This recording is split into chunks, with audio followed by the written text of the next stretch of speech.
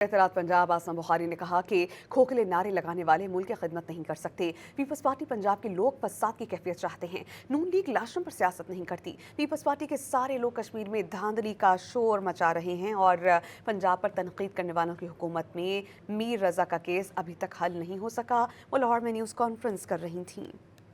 कुछ ऐसे भी हैं जो यहाँ बैठकर लाहौर में बैठ के पंजाब को बातें करते हैं और उनकी अपनी जिस इलाके में हुकूमत है वहाँ 18 साल से टैंकरों के माफिया के हवाले किया हुआ है लोगों को। लोग पैसे देकर जो है वो जलीलो ख्वार भी होते हैं और पानी लेते हैं कि अपने सूबे के अंदर मीर रजा का केस जो है वो अभी तक हल नहीं हो रहा।